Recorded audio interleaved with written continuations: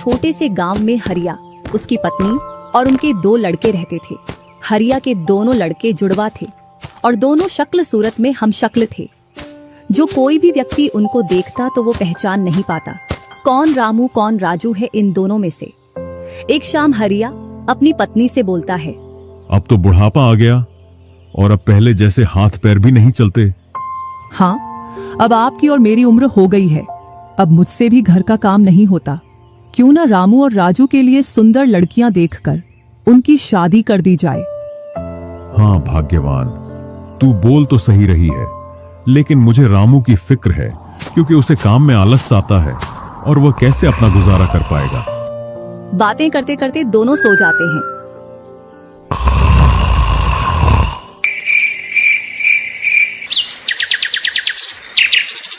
और सुबह उठकर हरिया रामू राजू से बोलता है, तुम दोनों खेतों पर चले जाना और एक खेत को खोद आना जिसमें मैं आकर बीज बो दूंगा। और आज मैं अपने दोस्त से मिलने के लिए पास ही के गांव में जा रहा हूं। 2 दिन में लौट कर आऊंगा। हरिया तैयार होकर दूसरे गांव की ओर निकल जाता है और रामू राजू भी खेतों की ओर चल देते हैं।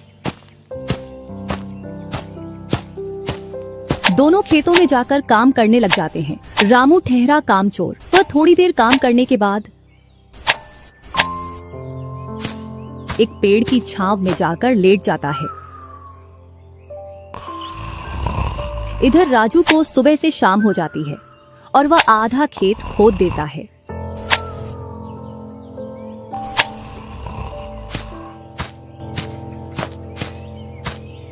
और हरिया भी अपने दोस्त के पास पहुंच जाता है। अरे भाई हरिया, कैसे आना हुआ? तुझसे मिलने की इच्छा हुई तो मिलने आ गया। चल अच्छा है, पहले भोजन करते हैं, इसके बाद गप्पे लड़ाएंगे। दोनों साथ में भोजन करते हैं। हाँ भाई हरिया, सुना सब कुशल मंगल? हाँ भाई, सब कुछ कुशल मंगल है। अब तो तेरे दोनों लड़के शादी के लायक हो गए होंगे।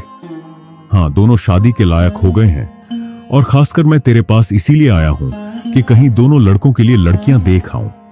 वैसे अपनी भी 2 बेटी हैं और दोनों खूब होशियार और चंचल है। अब दोनों की भी उम्र शादी के लायक हो गई है। अगर तुझे कोई एतराज ना हो तो क्यों ना इस दोस्ती को रिश्तेदारी में बदल दी जाए। इतना सुन हरिया बड़ा खुश होता है। जब वह दोनों लड़कियों को देखता है तो दोनों बहुत ही सुंदर थीं।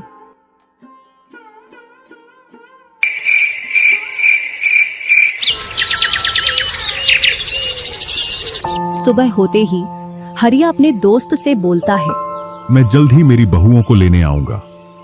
इतना बोलकर हरिया अपने गांव की ओर चल देता है। इधर रामू और राजू भी अपने खेतों पर काम करने के लिए आ जाते हैं और रामू पेड़ की छांव में जाकर सो जाता है। इधर राजू अपने काम में लगा रहता है। शाम होने को आ जाती है और हरिया भी अपने खेतों के पास आ जाता है। रामू की आंख खुलती है तो हरिया उसको आता हुआ दिखता है, तो वह खेत में जाकर काम करने लग जाता है। चलो घर, अब शाम हो गई और खेत भी पूरा खुद गया है।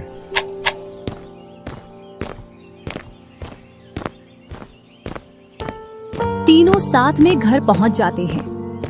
हरिया अपनी पत्नी और दोनों लड़कों को बताता है कि वह इन दोनों की सगाई पक्की कराया हूं।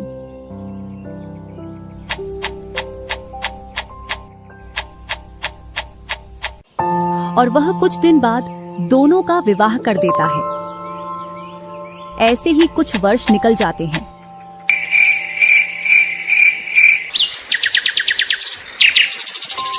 हरिया और उसकी पत्नी का स्वर्गवास हो जाता है और दोनों भाई जमीन और घर का बंटवारा कर लेते हैं। रामू अपने आलसी पने की वजह से खेतों में काम करने नहीं जाता और दिन भर घर में ही पड़ा रहता। इधर राजू अपने खेतों में दिन रात मेहनत करता है, जिससे रामू और राजू की फसलों में अंतर स्पष्ट दिखाई देता है। एक दिन रामू राजू से बोलता है, तूने अच्छा खेत रख लिया और मुझे यह खराब खेत दे दिया। जिससे तेरी फसल अच्छी हो रही है और मेरी फसल कमजोर। कोई ना, अगली फसल पर खेत बदल लेंगे।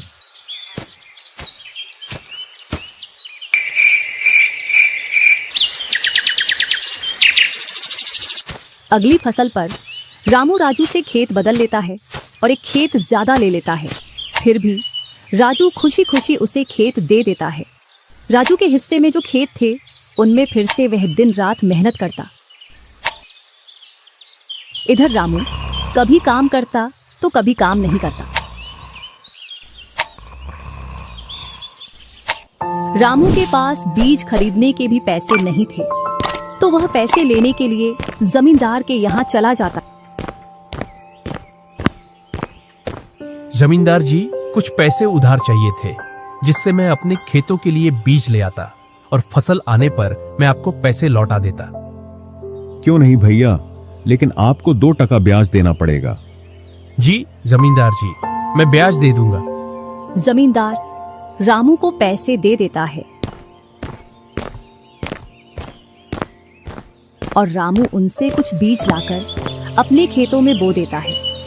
इधर राजू अपनी फसल की रोज देखभाल करता और रामू बोकर आया उसके बाद से अपनी फसलों को देखने के लिए भी नहीं गया। वहीं अपने घर में पड़ा रहता और दिन रात सोता रहता।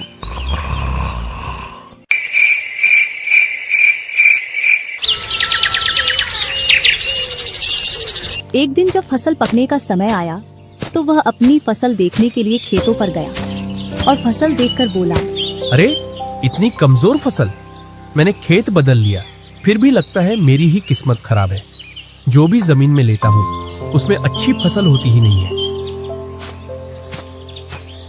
ऐसे कहते हुए वह अपने घर आ जाता है और अपनी पत्नी से बोलता है, राजू की फसल तो अच्छी है, बस हमारी फसल ही कमजोर है। ऐसा कैसे हो सकता है? ऐसा तो होगा ही। दिन रात जो घर में पड़े रहते हो और खेतों में समय समय पर दवाई पानी नहीं दोगे तो फसल ऐसी कमजोर रहेगी। फिर बोलते हो किस्मत खराब है। किस्मत नहीं, मेहनत करनी पड़ती है। चल चल, मेरे को मत सिखा। अगर किस्मत ना हो तो कुछ भी नहीं होता। अगर मेहनत से कोई बड़ा बनता तो सबसे पहले गधा बड़ा बनता, क्योंकि उसके बराबर कोई मेहनत नहीं करता। और जो मजा जिंदगी में सोने में है वह मजा और किसी चीज में नहीं। बस इनको तो सुला दो, सोने के अलावा और कोई काम ही नहीं है।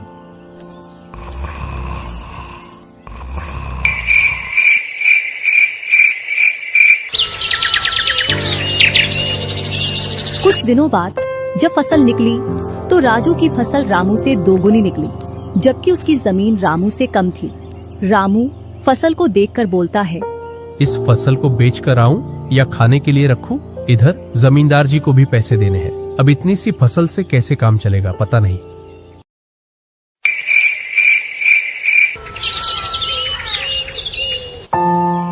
एक दोपहर रामू सो रहा था, तभी उसका गेट किसी ने खटखटाया। पता नहीं कौन भरी दोपहर में नींद खराब करने के लिए आ गया। जैसे ही वह गेट खोलता है तो सामने जमींदार खड़ा दिखता है। क्या यह रामू का घर है? रामू ने सोचा, क्यों ना मैं इसे राजू के घर पहुंचा दूं। यह मुझे पहचान भी नहीं पाया। मैं तो राजू हूँ, वह वाला घर है रामू का। जमींदार सामने वाले घर पर जाकर गेट को खटखटाने लगता है। राजू गेट खोलता है और बोलता है, क्यों भाई, इतनी तेज गेट को क्यों खटखटा रहे हो? मैंने आपके रुपए लेकर खा लिए क्या?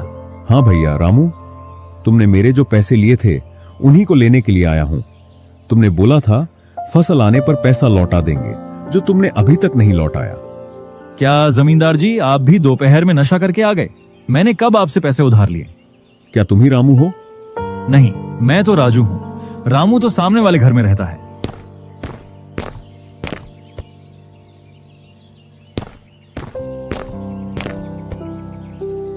भरी दोपहरी में जमींदार का सर चकरा जाता है और वह अपने घर चला आता है और घर पहुंचकर मुनीम से बोलता है, ऐसा लगता है मुझे कि जो पैसे रामू के दिए थे वह पैसे अब लौट कर नहीं आने वाले। क्यों, ऐसा क्या हुआ जो पैसे वापस नहीं आ रहे हैं? रामू और उसका भाई दोनों हमशक्ल हैं और दोनों बोल रहे हैं कि रामू वह है, रामू वह है।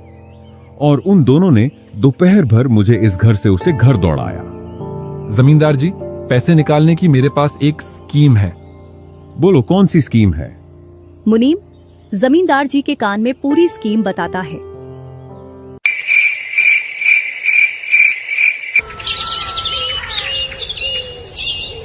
दूसरी सुबह जमींदार, मुनीम और दो आदमी जिनके हाथ में लाठी थी, चारों लोग रामू के घर की ओर चलते हैं। जैसे ही रामू के घर के पास पहुंचते हैं तो जमींदार और दोनों लोग थोड़ी दूर रुक जाते हैं। अरे रामू भैया, बाहर निकलो, मैं पास ही के गांव से आया हूँ। जरूर जमींदार होगा, मैं आज गेट खोलूंगा ही नहीं। मैं तुम्हारी ससुराल से आया हूँ। तुम्हारे ससुर साहब ने तुम्हारे लिए कुछ रुपए और कुछ आभूषण भेजे हैं, क्योंकि बुढ़ापे की वजह से उनसे यहाँ तक आने की नहीं बन पा रही थी, इस वजह से उन्होंने मुझे भेजा है। इतना सुन रामू के मन में लालच आ जाता है और वे फटाक से गेट खोल देता है। कहाँ है पैसे और धन? क्या तुम्हारा ही नाम रामू है? हाँ, मेरा ही नाम रामू है। कहाँ है धन? यही पास में रखा है, चलो दोनों उठा लाते हैं। वह मुनीम के साथ चल देता। थोड़ी दूर चलने के बाद मुनीम जमींदार जी को बुला लेता है। जमींदार और दोनों लोग रामू के पास आ जाते हैं। लाओ मेरे पैसे लौटाओ, ब्याज समेत। मैंने आपसे पैसे नहीं लिए। ये ऐसे नहीं मानेगा। अब तुम दोनों के हवाले करता हूँ, तुम चाहे जैसे इससे पैसे निकालो। और दोनों आदमी रामू को लठ से मारते हैं। रामू चिल्लाता हुआ, अरे भाई रुको, अरे भाई रुको, मत मारो, अरे भाई रुको, मत मारो। इधर वह दोनों रामू में दे लठ लठ बरसा रहे थे। तभी राजू गेट खोलकर देखता है तो रामू पर कुछ लोग लठ से वार कर रहे थे। तो वह दौड़कर उनके पास आता है और बोलता है, अरे भाई रुको। इस रामू ने आज से 5 महीने पहले मुझसे पैसे लिए रहे थे। जब लौटाने की बारी आई तो बहाने कर रहा था। कितने पैसे हैं? 2000। रुको मैं लाता हूँ।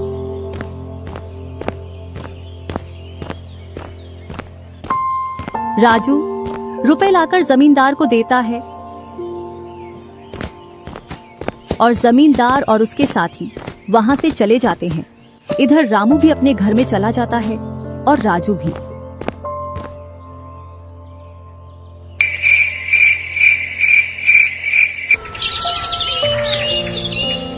कुछ दिनों बाद दोनों भाई अपना अपना खेत खोदने के लिए खेतों पर पहुंच जाते हैं। इधर खेत खोदते खोदते राजू दौड़ते हुए रामू के पास आता है और बोलता है, देखो मुझे खेत में क्या मिला है। राजू के हाथ में हीरा देखकर रामू के मन में लालच आ जाता है और वह मन ही मन सोचता है, इसके खेत में तो और भी हीरा हो सकते हैं। क्यों ना मैं इसको मेरा वाला खेत दे दूं और इसका खेत में रख लूं, जिससे मेरे पास भी बहुत सारे हीरे हो जाएंगे। मैं क्या बोल रहा था, क्यों ना तू मेरे वाले खेत पर फसल कर ले और मैं तेरे वाले पर। इतने दिनों से तू कम जगह पर कर रहा था। और रामू राजू वाले हिस्से को खोदने लग जाता है।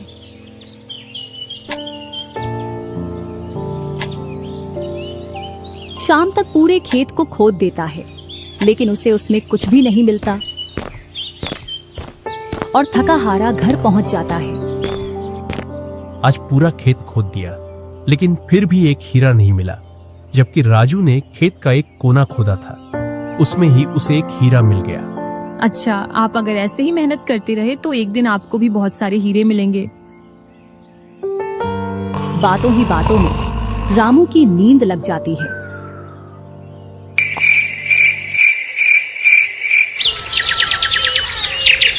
और जब सुबह होती है तब वह बोलता है, आज जैसी नींद मुझे कभी नहीं आई। हाँ, अगर तुम ऐसे ही मेहनत करते रहे तो आपको रोज ऐसी नींद आएगी।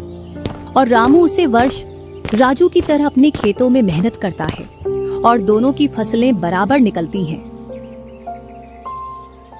जिससे रामू के चेहरे पर अलग ही चमक दिखती है। एक दिन चारों लोग साथ में बैठकर खाना खा रहे थे। क्या सच में उस दिन खेत में से हीरा निकला था?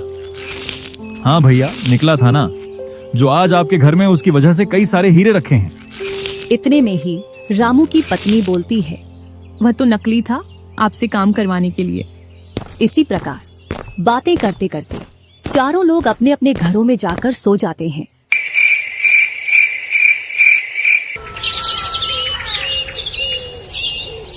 सुबह होते ही तुम दोनों को राजा साहब ने राजमहल बुलाया है। वह दोनों भाई सेनापति के साथ चल देते हैं। अब पता नहीं कौन सी आपदा आ गई। कुछ नहीं, कुछ अच्छा काम होगा, तभी तो हमें बुलाया है। दोनों राजा के पास पहुंच जाते हैं। हमने सुना है इस वर्ष तुम्हारी फसल सबसे अच्छी निकली है और आपने इस बार सबसे ज्यादा राजकोष में कर दिया है।